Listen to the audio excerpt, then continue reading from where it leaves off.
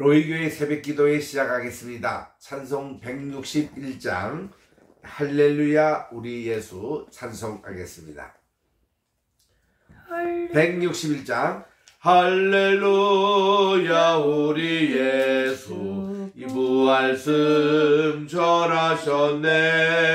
세상 사람 찬양하니 천사와 나바도다.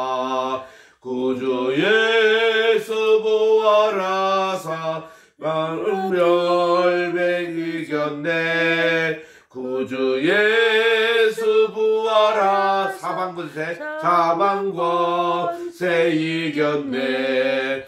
할렐루야 우리 예수 왕의 왕이 되시고 우리들의 중보 되심 성신 증거하시네.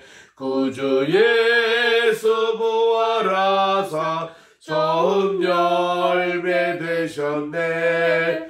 구주 예수 부활하사 처음 열매 되셨네. 할렐루야 우리 예수 흠과 피가 없도다. 무덤 속에 있는 죄인 주가 일으키시네. 구주 예수 부활하사 영광 주러 오시네. 구주 예수 부활하사 영광 주러 오시네. 165장 찬송입니다. 165장 이 찬송은 우리 핸델이 지은 마카비 혁명에 관한 찬송입니다.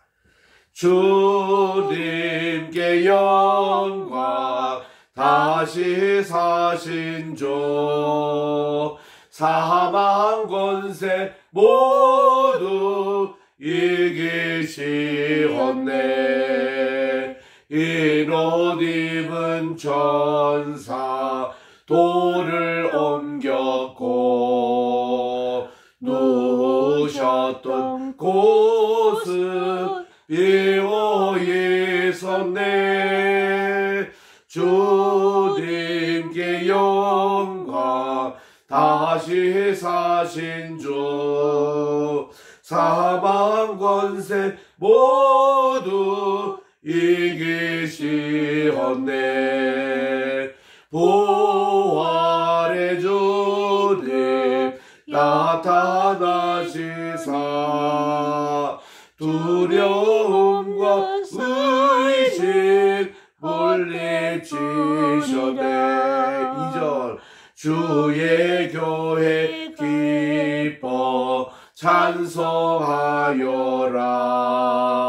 다시 사신 주님 죽음 이겼네. 주님께 영광 다시 사신 주 사망 권세 모두 이기시었네. 생명의 임금 영광의 주님 주님 없는 삶은 헛될 뿐이라. 주의 사랑으로 세상 이기고 요단 건너 본향 가게 하소서. 주님께 영광 다시 사신 주 사망 권세 모두 이기시었네. 아멘. 하나님의 은혜와 사랑을 진심으로 감사드립니다. 하나님 오늘도 지난 간밤에 편히 쉬게 해주시고 오늘도 이렇게 새날 2024년 또 4월 3일 수요일을 저희들에게 허락해 주셔서 첫 시간을 주님께 떼어드리오니 오늘 한 달도 온전히 주님께 성결된 이날이 되게 도와주시옵시고 주님과 동행하는 아름다운 귀한 한 달이 되게 도와주시고 오늘도 주시는 하나님의 말씀 통해서 북왕국 이스라엘을 이어 또 남왕국인 유다국이 멸망당하는 이러한 그 귀한 본질을 깨닫고 저희들도 정말 역사의 교훈을 배워 이 시대를 지혜롭게 살아가는 귀한 모든 우리 성도들 되게 도와주시옵기만을 예수님의 이름으로 기원드리옵나이다. 아멘. 오늘은 우리 열왕기 하 제23장 36절과 37절 두 절을 합독하겠습니다. 605쪽에 있습니다. 605쪽. 열왕기 하 23장 36절 시작.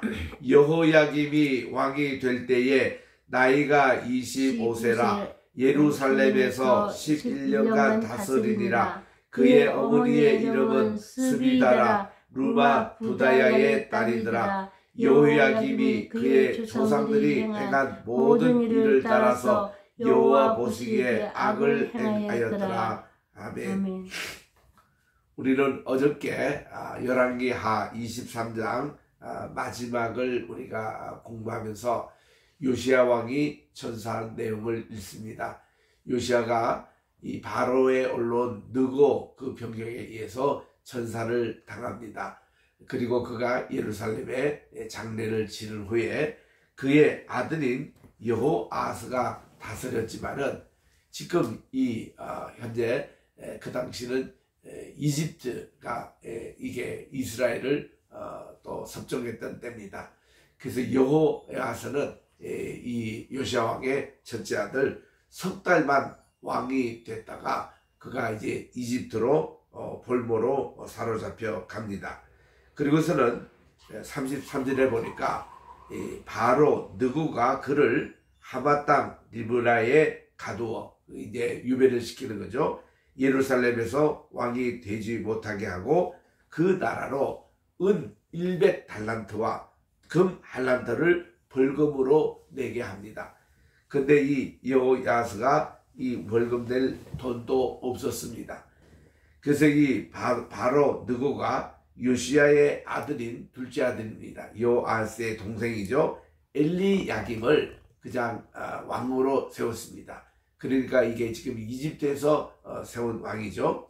그의 아버지 요시야를 대신해서 왕으로 삼았는데 본래 그의 이름이 엘리야김, 엘리는 나의 하나님은 강하시다 이런 어떤 뜻인데 이거를 엘리야김에서 여호야김으로 여호와는 강하시다. 뭐 엘리야나 엘로힘이나 또 여호와나 같은 말이지만은 하여튼 이름이 그렇게 달라졌어요. 여호야김으로.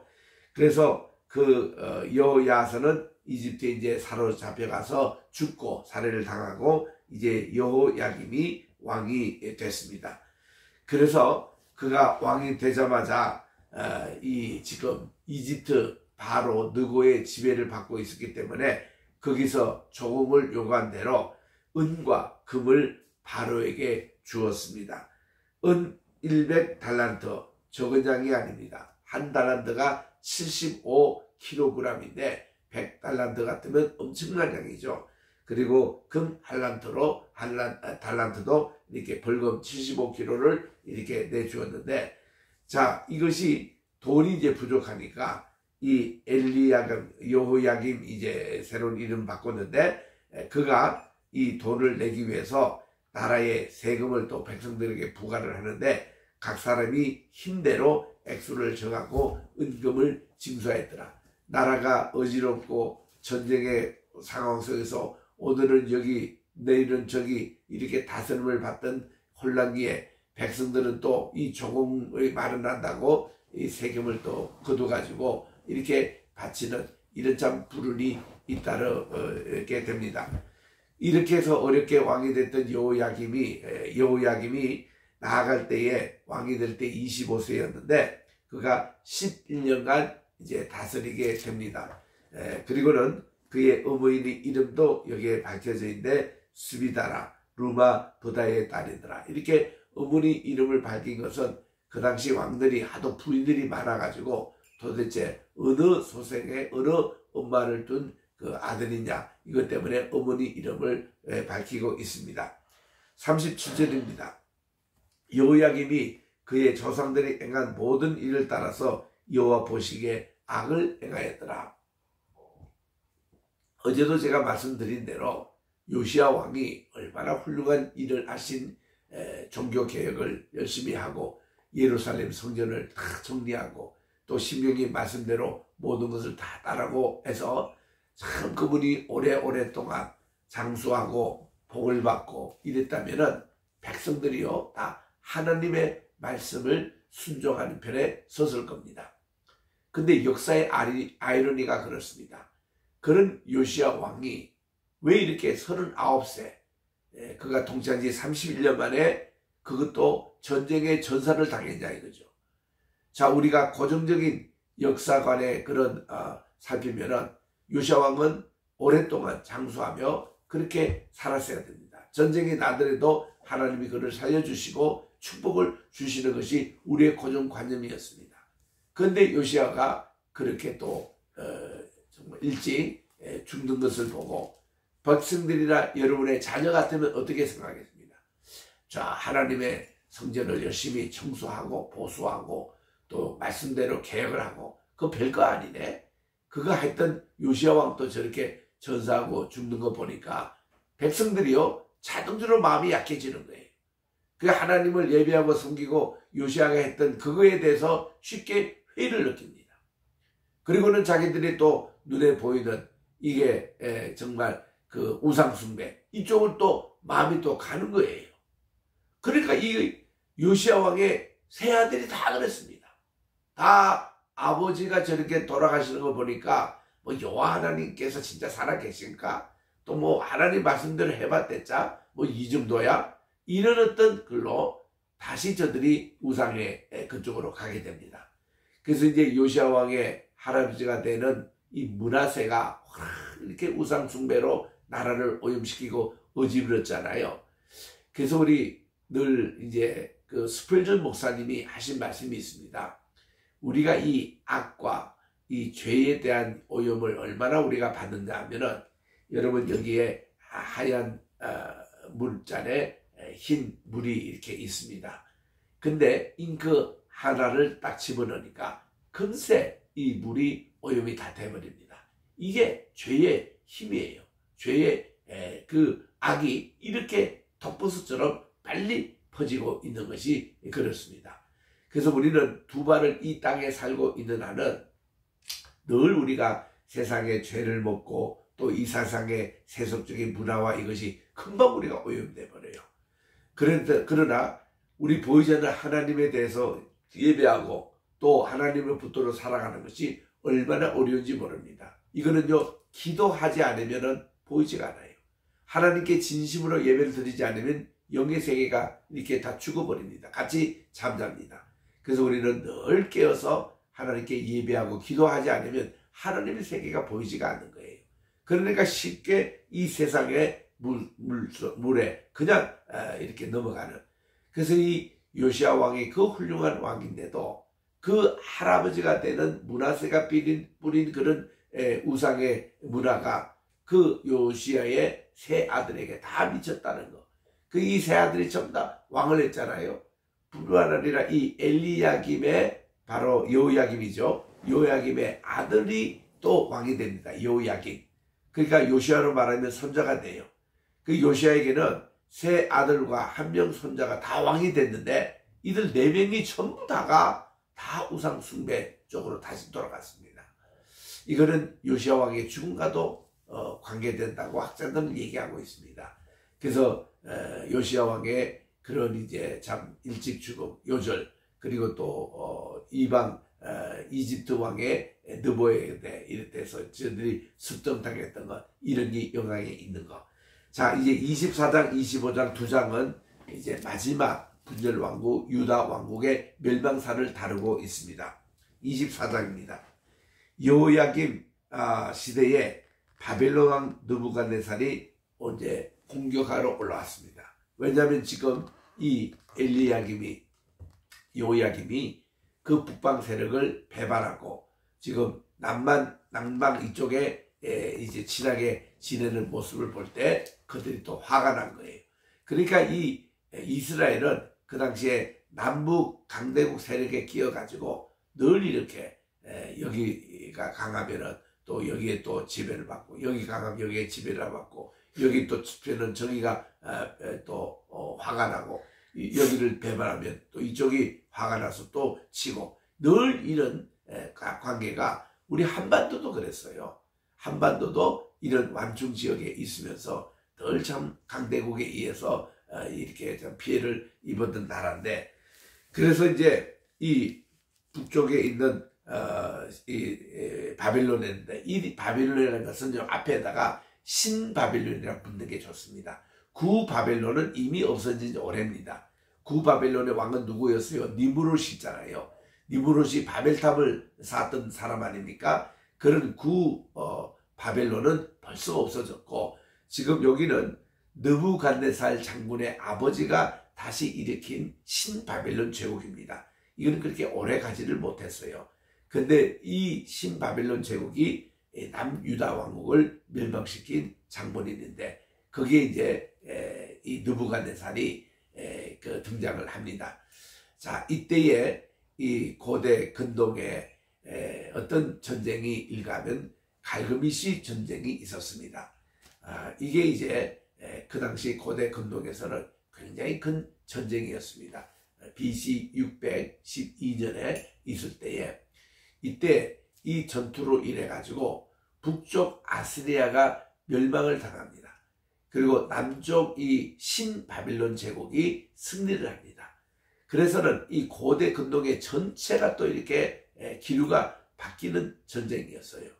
그리고는 그 여파로 이들이 이집트까지 공격하고 내려갔다가 이집트 바로가 맞서서 올라와서, 이게 이제 요즘으로 말하면 아마 그 뭡니까 마지막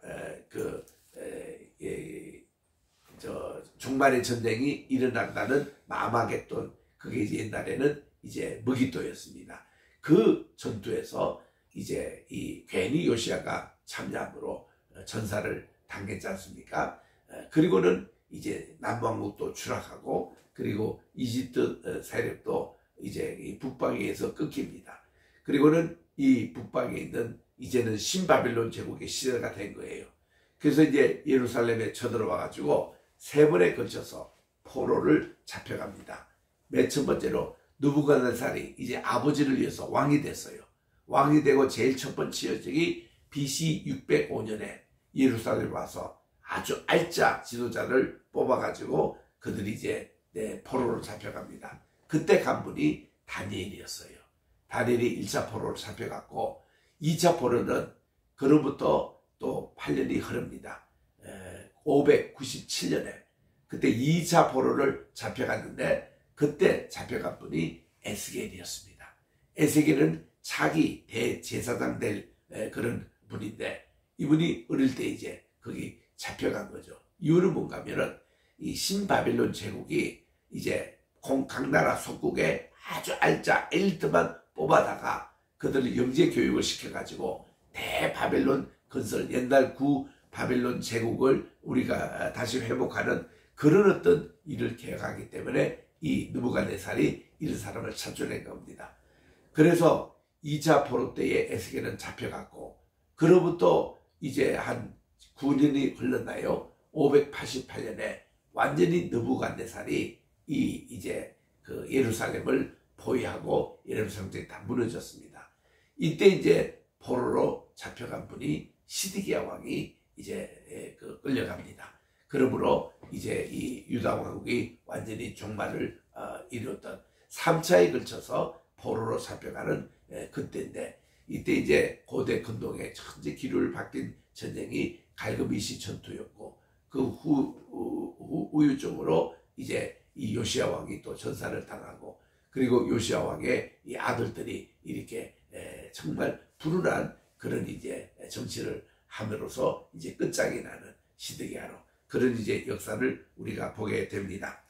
그래서 2절에 보니까 24장 2절, 여호와께서 그의 종 선지자들을 통해서 하신 말씀과 같이 갈대아의 부대 아람의 부대, 모압의 부대, 암몬 자손의 부대를 엘리야김에게로 보내 유다를 쳐 멸하려 하시니인데, 여기에 대한 내용은 예레미야를 통해서 하나님이 다 예고하신 말씀대로 지금 이루어지고 있는 거예요. 그 예레미야는 바로 이 남왕국 유다의 멸망사에 함께했던 분이 예레미야입니다. 참 눈물의 선지자였죠. 그때 에스겔은 바벨론으로 포로 잡혀가 있었고 이때입니다. 3절에 보니까 일이 여호다의 임함은 곧 여호와의 말씀대로 그들을 자기 앞에서 물리치고자 하심이니 이는 므낫세의 지은 모든 죄 때문이라. 이거 보세요. 이 지금 므낫세는 누굽니까? 지금 현재 왕의 아버지, 그 아버지입니다. 그러니까 그걸로 보면은 이제 정조도 됩니까? 그 자기 아버지가 고조입니까? 정조입니까? 정조. 이 할아버지가 므낫세였어요. 그때의 이 우상을 숭배했던 죄의 이제 후유증으로 지금 여기 지금 당하고 있는 거예요. 그러니까 이 우상 숭배죄가 얼마나 무서운지 이렇게 합니다. 중간에 이렇게 요시야 왕의 좋은 습정이 있었음에도 불구하고 우상 숭배죄에 대해서 하나님의 처벌이 지금 이 4대 손자에게까지 계속되고 있는 거예요. 그럼 우리는 우상 숭배를 절대 하지 말아야 됩니다. 집안에서도 우상 숭배하는 거 다 치워야 되고요. 우리 마음속에는 어떤 것도 우상 숭배했으면 절대로 복을 받지 못합니다.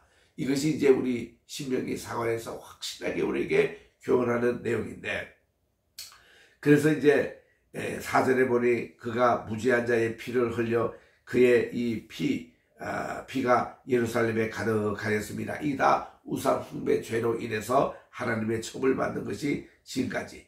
여호와께서 사시기를 즐겨하지 아니하시니라. 하나님은 우상 숭배 죄만큼은 철저하게 이렇게 관리하십니다. 그래서 우리 한국이 지금 당하는 모든 어려운 점들이 신사참배했던 그 죄 때문에 이렇게 6.25도 당하고 또 이렇게 정말 우리나라 정치사가 이렇게 복잡하잖아요. 이게 다 지금 신사참배와 우상숭배죄. 북한에는 아직도 김일성이 3대 우상숭배를 분명히 하고 있습니다. 어디 그 장대현 교회 자리에, 옛날 평양신학교 있던 자리에 김일성이 우상을 생기고 또 김정일이 우상을 세워가지고 거기 동상이 그게 있다 이거죠. 하나님이 가장 싫어하는 거거든요. 거기 이제 다 끌어내려야 됩니다. 그리고는 우리 한반도가 다시 하나님께서 본래 세우신 그 하나님을 경외하는 예배를 사랑했던 민족으로 동일전에 보니까 흰옷 입기를 즐겨하고 가문을 즐겨하고 서로 상부상조하는 이런 아름다운 공동체가 우리 동이족인데 그게 다 예배의 민족이었다는 겁니다. 흰옷은 하나님께 예배드릴 때 있기 때문에 지금 또 유교에 가보면은 흰옷 입고 이렇게 제사를 합니다. 그리고 이렇게 가무라는 것은 하나님께 찬미를 했던 우리 백성들이에요. 우리 한국 사람만큼 노래하는 것을 좋아하는데 본래 이 노래 기원은 하나님께 찬미하는 민족이었습니다. 몸 찬양도 하고 율동하면서. 그리고 상부상조, 이게 교회 모습이었습니다. 우리 초대교회, 우리 한국에는 오래전부터 상부상조, 누가 장래가 났다면 함께 이렇게 돕고 누가 결혼이 있다면 함께 돈을 내서 그 잔치를 치르게 하고 서로 상부상조하는 이런 공동체, 아름다운 그런 한민족인데 우리나라에 타락된 샤머니즘이 들어왔어요. 또 타락된 유교가 들어왔습니다.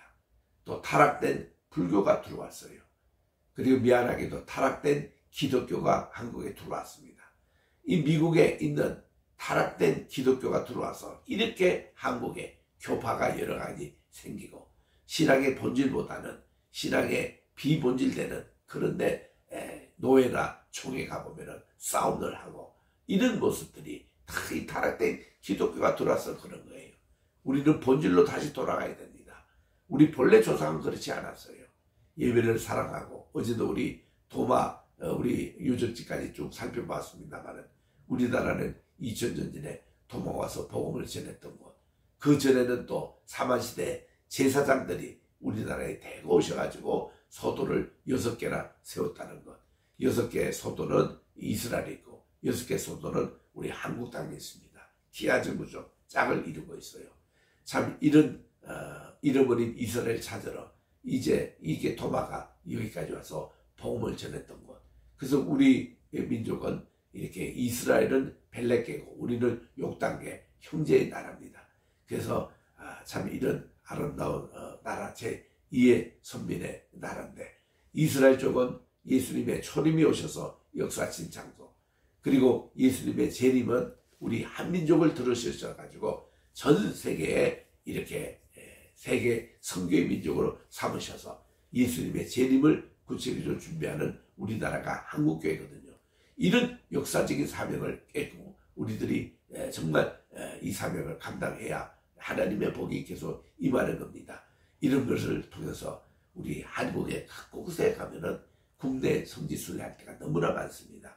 어제도 제가 이제 그 도마 행적을 요번에 우리 MT 주제로 우리 학교에서는 3년 4년 단위로 국내 성지순례 이렇게 해왔습니다. 마쳤더니 여러분들이 제게 부탁하기를 우리나라 다른 또 국내 성지순례도 계속 좀 참여하고 싶다, 그런 말씀을 하시더라고요. 그렇게 하는데 얼마나 걸리느냐, 제가 대답했습니다. 짧게는 한 주, 길게는 단 2달은 가져야 우리나라의 국내 성지순례도 다 할 수 있다고. 제일 우리 가야 될 곳이 양화진에 있는 성교사님의 묘역이며, 또 광주에 호남신대에 있는 그 양화진급의 그런 이제 선교사님의 묘역이며, 또 이제 우리 선교사님들이 우리나라에 와서 복음을 전했던 흔적, 경교가 우리 신라시대 때 들어왔던 그런 흔적들, 그리고 도마 이전에 우리나라 사만시대 때에 우리나라 소도 이런 거 살피는 거, 그리고 단군이 신화가 아니고 실화였다는 거, 여기에 대한 것을 하기 위해서 저기 강화에 만리산도 가야 되고 태백산에도 가야 되고, 그리고 또 저 한라산에도 가서 그 당시 우리나라 처음에 하나님의 사상이 다 우리에게 있었잖아요. 그리고 우리는 안락 민족이지 않습니까? 하나님과 함께 이곳에 왔던 이런 얘기들, 그리고 무궁화의 그런 거, 고인돌의 그런 역사들, 또 이렇게 우리 한국에 하나님께서 이렇게 함께 하신 구원의 역사를 이렇게 정리를 할 때는 상당히 분량이 많습니다. 이것이 이제는 점점 밝혀지고 있는 것에 대해서 너무나 감사하고, 여기에 대해서 이제 유네스코가 관심을 가지고 이제 몇 년 내로 요런 하나하나 한국에 있는 기독교 유적지를 다 이렇게 세계 문화유산으로 등재하려고 이미 지금 진행 중에 있습니다. 이런 얘기들을 어저께 우리 도마박물관의 조국현 목사님을 통해서 들었습니다만, 이런 우리 귀한 민족, 우리 한민족이 뭐 정치가 어떻더니 뭐 경제가 어떻더니 너무 부정적인 이런 얘기하지 마세요. 우리는 영적인 면에서 우리 한국을 하나님이 마지막으로 들어 사용하는 민족으로, 그래서 우리 앞으로 21세기 후반 가서는 점점 한국의 위상이 높아갈 것입니다. 그래서 여러분들 사탄 얘기 속지 마세요. 우리 한국이 저출산율이 세계 1등이어서 한국이 몇 년 후에 망하고 뭐 한민족이 없어지고 이런 얘기들을 합니다. 다 사탄이 지어진 이 얘기입니다. 한국 그렇지 않습니다. 우리나라가 이거보다 더 할 때가 있었어요. 옛날에 임진왜란, 병자호란 때 나라가 거의 없어질 뻔한 그때도 절대로 우리는 오뚜기 민족이에요. 이게 무궁화 민족이에요. 다 지는 것 같지만 다시 피어나는 민족. 이게 우리 한민족이에요. 그래서 우리 한국에 대해서 부정적으로 얘기하는 거 절대 여러분 그걸 듣지 마세요. 우리는 다 잘할 수 있습니다. 우리 청년들에게 그런 거를 심어줘야 됩니다. 그래서 이런 것을 하기 위해서 우리 역사 공부를 하는 거예요. 이스라엘 역사 실패 역사입니다. 반복하지 않고, 또 우리나라도 지금까지 실패 역사가 많았잖아요. 그 반복하지 않고 우리는 하나님께서 사용하시는 마지막 민족이라는 것, 이게서 여러분 참 여기에 우리가 각성하고 참 동참해야 되는 것입니다. 자, 우리 5절에 갑니다. 여호야김의 남은 사적과 행한 모든 일은 이렇게 유다 왕 역대지락에 있지 아니하느냐 하고 여호야김이 죽었습니다. 11년 동시에 하고, 그래서 조상들과 함께 잠에 그의 아들인 여호야김, 요시야로 말하면 손자입니다. 두 번째 손자입니다. 이 여호야김이 대신해서 왕이 됐습니다. 그래서 애굽 왕이 다시는 그 나라에 나오지 못하였으니 이는 바벨론 왕이 애국 왕 그 바로 여기 강에서부터 유브라데 강까지 다 애국 왕에게 속한 땅을 전부 다 점령할 그 당시입니다. 그러니까 여호야긴이 왕이 됐을 때에 18세인데 그가 예루살렘에서 다스린 지 석 달 만에 이제 석 달만 다스렸는데 그의 어머니 이름도 나오죠. 9절에 여호야긴이 그의 아버지의 모든 행위를 따라서 여호와 보시기에 악을 행하여 그 아버지는 여호야김이죠. 아버지는 김이고 아들은 긴입니다. 근데 이때 바벨론 왕 느부갓네살이 이제 예루살렘에 쳐들어와 가지고 여호야긴이 이제 포로로 잡혀갑니다. 이게 2차 포로 때 잡혀간 거예요. 에스겔과 같이. 그래서 이제 여호야긴이 예루살렘으로 그 바벨론으로 끌려갑니다. 포로로.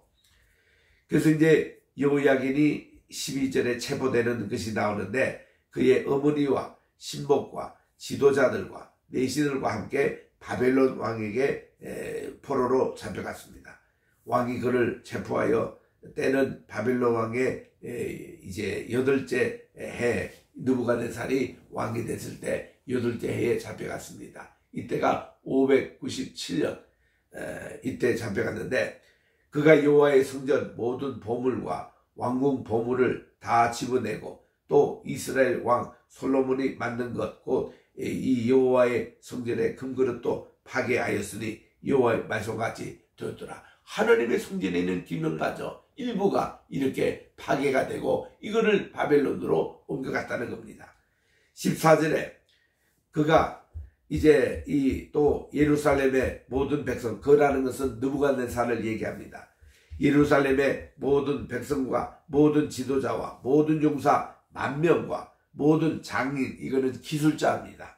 장인들 또 대장장인들을 사로잡아 가매 비천한 자 외에는 아주 가난하고 무식하고 공부를 못하고 건강도 연약한 이런 사람만 이 땅에 남고는 다 잡혀갔다는 것입니다. 바벨론 포로로 끌려갔던 사람, 그들은 끌려가서 대바벨론 제국을 회복하는데 쓰임을 받는 용력으로 그들이 끌려갑니다. 이스라엘뿐만 아니라 주변에 있는 소국들이 다 그런 지도자들이 끌려갔습니다.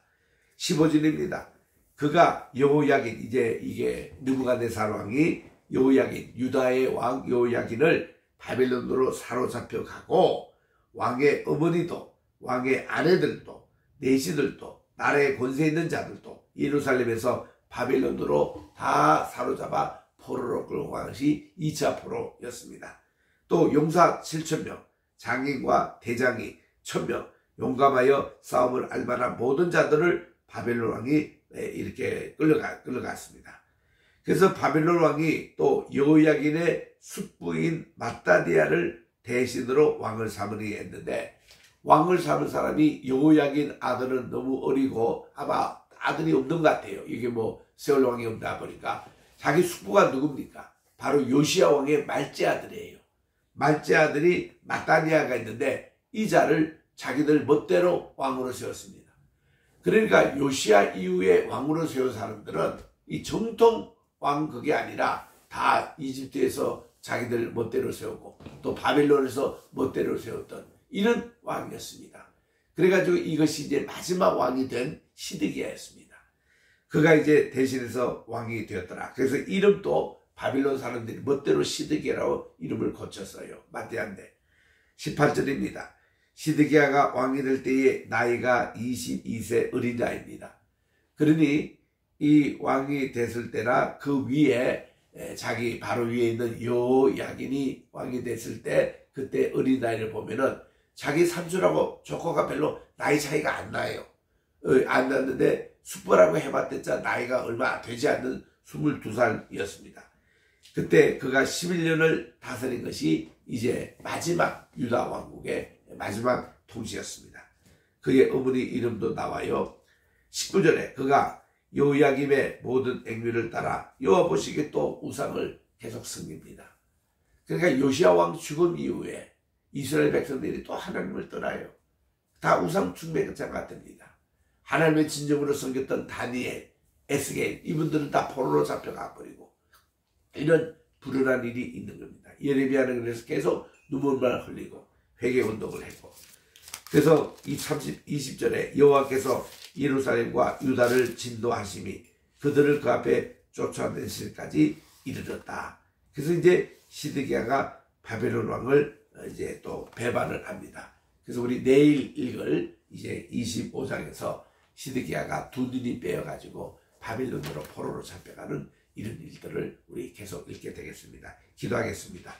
하나님 아버지 감사합니다. 오늘 이렇게 저희들 또 자동차 교회에 있어서 가지 못하고 사택에서 새벽 기도를 가졌습니다. 하나님, 우리 오늘 또 주시는 24장에 있는 말씀 보니 마지막 이렇게 여호야스부터 시작해서 또 이제 엘리 야김이 여호야김으로 이름이 변하고 그의 또 아들인 여호야김이 이제 석 달 만에 또 이렇게 통치를 하다가 또 강대국으로부터 왕의 교체가 되고 마지막 시드기야 왕이 된 것을 우리들이 읽었는데, 복잡한 이런 역사의 현실 속에서도 하나님은 구원의 역사를 이루어간다는 것을 기억하고, 우리나라 여러 가지 정치적으로 참 어려운 때에 지금 있습니다. 하나님, 이 모든 과정의 하나님의 그 위대한 구속사의 한 과정인 것을 저희들이 기억하면서 절대로 절망하지 않고 희망을 가지고 우리나라 하나님께서 앞으로